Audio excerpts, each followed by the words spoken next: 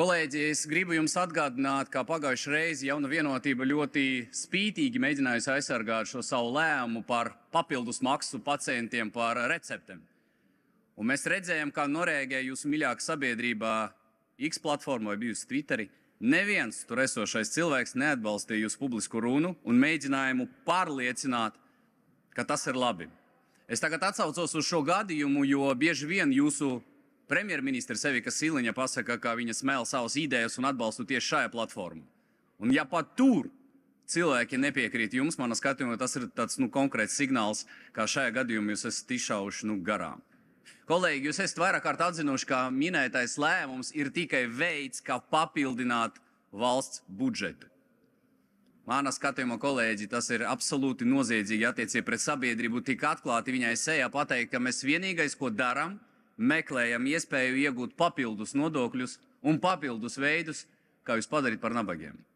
Pagājušajā reizē, paldies augsti godāti kolēģi, 40 valsts deputāti ir nobalsojuši par to, lai atceltu.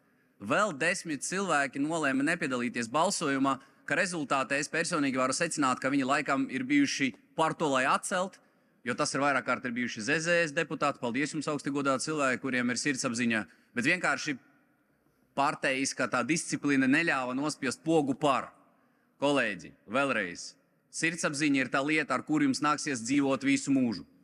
Parlamentārais termiņš drīz beigsies. Labas algas ir labi, jums vairākiem ir labas pensijas. Diez vai jūs kaut ko zaudēsiet, bet sajūta, ka jūs dariet kaut ko labu, sajūta, ka jūs rīkojaties par savu tautu un par savu valsti, tas gan paliks ar jums līdz pēdējai dienai, un es ceru, ka jūs nodzīvosiet vairāk nekā 100 gadus. Tas ir svarīgi. Kolēģi, lūdzu, 40 balss ir.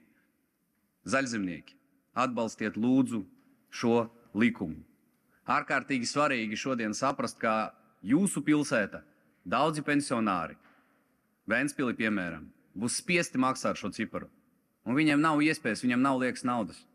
Vairākas pilsētas, kur jūs esat pārstāvēt, tur arī daudz pensionāri, diemžēl šodien, būs tie cilvēki, kas jūs atbalsta, bet jūs viņiem piemērojat par to vēl papildus nodokli. Tas manā skatījumā nav zolīdi, nav korekti un nav atbildīgi.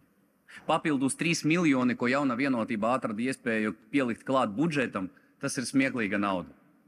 Tas nav pat vērts par to runāt. Tas nav nopietni. Kolēģi, vēlreiz, es runāju ar jūsu sirdsapziņu, ar kuru jums jādzīvo visu mūžu. Lūdzu, atbalstiet šo likumu, lūdzu, atbalstiet sabiedrību, lūdzu, atbalstiet savu tautu, kas par jums ir balsojusi. Un vēlreiz, milzīgs paldies apvienotām sarakstam, Nacionālā apvienība, Latvija pirmā vieta, visiem deputātiem, kuri balso par šo likumu. Jūs balsojat par sabiedrību, jūs balsojat par cilvēkiem. Paldies, ka jūs saglabājāt sevi un jūs stājāt par savu sabiedrību un par savu tautu. Lūdzu, atbalstīt.